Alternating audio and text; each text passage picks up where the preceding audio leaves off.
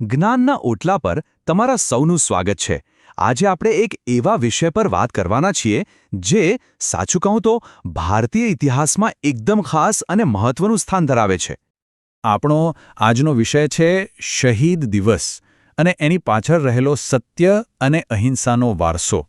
જુઓ, આ છે ને માત્ર કેલેન્ડરની એક તારીખ નથી. આ ભારતીય ઇતિહાસનો એ દિવસ છે જે આપણને સત્ય, અહિંસા અને બલિદાન જેવી મોટી વાતોની યાદ અપાવે છે. તો ચાલો એક સવાલથી જ શરૂઆત કરીએ. 30 જાન્યુઆરી શું છે આ તારીખનું મહત્વ? શું કામ આપણે એને યાદ કરીએ છીએ? શું આ બસ એક સામાન્ય દિવસ છે કે પછી એની પાછળ કોઈ બહુ મોટો ઊંડો ઇતિહાસ છુપાયેલો છે? અને હા, સાચું કહું તો આ તારીખ એક વિચારધારા પર થયેલા પ્રહારનું પ્રતીક છે. આ દિવસને આપણે શહીદ દિવસ તરીકે ઓળખીએ છીએ. કેમ? કારણ કે આ એ જ દિવસ છે જ્યારે આપણા રાષ્ટ્રપિતા મહાત્મા ગાંધીની હત્યા કરવામાં આવી હતી. અને એટલે જ આ દિવસ એ બધા જ શહીદોને યાદ કરવાનો દિવસ બની ગયો છે, જેમણે આપણા દેશ માટે પોતાના પ્રાણ ન્યોછાવર કરી દીધા. તો આ દિવસે આખો દેશ કેવી રીતે એમને યાદ કરે છે? સૌથી પહેલાં તો આપણા રાષ્ટ્રપતિ, ઉપરાષ્ટ્રપતિ અને વડાપ્રધાન એ બધા દિલ્હીમાં રાજઘાટ પર ગાંધીજીની સમાધિ પર પુષ્પાંજલિ અર્પણ કરે છે. અને એક બીજી ખાસ વાત, સવારે બરાબર 11 વાગ્યે આખો દેશ 2 મિનિટ માટે થંભી જાય છે. એકદમ શાંત થઈને મૌન પાળીને શહીદોને શ્રદ્ધાંજલિ આપવામાં આવે છે. તો ચાલો હવે આપણે સમયમાં પાછા જઈએ, સીધા એ જ દિવસ પર, એ જ ક્ષણ પર, 30 જાન્યુઆરી 1948, એ અંતિમ ક્ષણ. થયું એવું કે એ દિવસે સાંજે ગાંધીજી દિલ્હીના બિરલા ભવનમાં એમની રોજની જેમ પ્રાર્થના સભા તરફ જઈ રહ્યા હતા.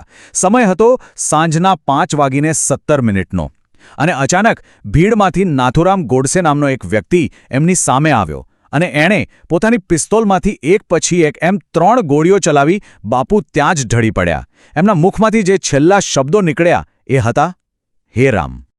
જુઓ, આ જે ઘટના બનીને એ ખાલી એક વ્યક્તિની હત્યા નહોતી. ના, આ તો 2 અલગ અલગ વિચારધારાઓનો ટકરાવ હતો, એક સંઘર્ષ હતો.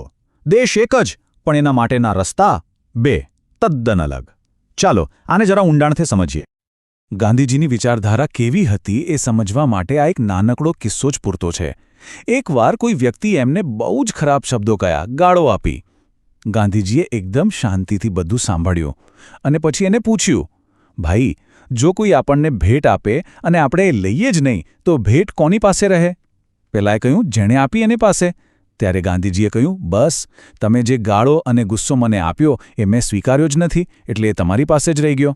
શું રીત હતી નકારાત્મકતાને હરાવવાની! તો અહીં તમે જોઈ શકો છો, 2 ફિલસૂફી એકદમ સામસામે છે. એક બાજુ છે ગાંધીજીનો રસ્તો, સત્ય, અહિંસા અને ક્ષમાનો માર્ગ, જે માનતા હતા કે નકારાત્મકતાને પણ પ્રેમથી જીતી શકાય. અને બીજી બાજુ ગોડસેનો દૃષ્ટિકોણ, જે ઉગ્ર રાષ્ટ્રવાદ પર ટકેલો હતો. એમને લાગતું હતું કે દેશ માટે હિંસાનો રસ્તો અપનાવવો જ પડે. એ જ સાચો ઉકેલ છે. હવે એ પણ સમજવું જરૂરી છે કે ગોડસેએ આવું પગલું કેમ ભર્યું, એનો તર્ક શું હતો. જો હત્યા કર્યા પછી એ ક્યાંય ભાગ્યો નહોતો. એણે જાતે જ આત્મસમર્પણ કરી દીધું અને કોર્ટમાં એણે એક લાંબુ નિવેદન પણ આપ્યું. એની મુખ્ય દલીલો શું હતી? પહેલું, કે ગાંધીજીની અહિંસાની નીતિ અખંડ ભારતને નુકસાન પહોંચાડી રહી હતી. બીજું, એ પાકિસ્તાનને 55 કરોડ રૂપિયા આપવાના ગાંધીજીના આગ્રહનો સખત વિરોધી હતા. એનું દ્રઢપણે માનવું હતું કે એણે જે પણ કર્યું એ દેશના ભલા માટે જ કર્યું હતું. પણ એક વાત નક્કી છે, ગોળીઓથી કોઈના શરીરનો અંત લાવી શકાય, પણ એમના વિચારોનો નહીં. તો આ આખી ઘટના આપણને કેવો વારસો આપી ગઈ, એમાંથી આપણને શું બોધ મળે છે? ચાલો જોઈએ. અને આ જ છે સૌથી મોટો બોધ. શહીદ દિવસ આપણને દર વર્ષે એક જ વાત યાદ અપાવે છે કે હિંસાથી ક્યારે કોઈ સમસ્યાનો કાયમી ઉકેલ નથી આવતો.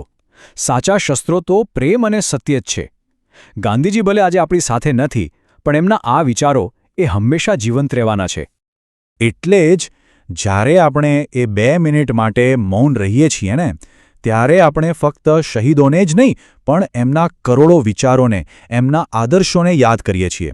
એ 2 મિનિટ એ વિચારના વારસાને જીવંત રાખવાનો એક સંકલ્પ છે. તો છેલ્લે એક સવાલ આપણી બધાની સામે છે કે આજના આ ભાગદોડ અને સંઘર્ષથી ભરેલા સમયમાં સત્ય અને અહિંસાના વિચારો એ કેટલા પ્રાસંગિક છે. આ સવાલનો જવાબ આપણે સૌએ પોતાની અંદર શોધવાનો છે. આ વિશ્લેષણ જોવા બદલ સૌનો ખૂબ ખૂબ આભાર. જો આવા જ ઊંડાણપૂર્વકના વિષયો ગમતા હોય તો અમારી ચેનલને સબસ્ક્રાઇબ કરવાનું ભૂલતા નહીં. અને હા, અભ્યાસ સામગ્રી માટે ડિસ્ક્રિપ્શન અને કોમેન્ટ સેક્શનમાં લિંક આપેલી છે. ત્યાંથી અમારા વોટ્સએપ ગ્રુપમાં પણ જોડાઈ શકો છો. ફરી મળીશું.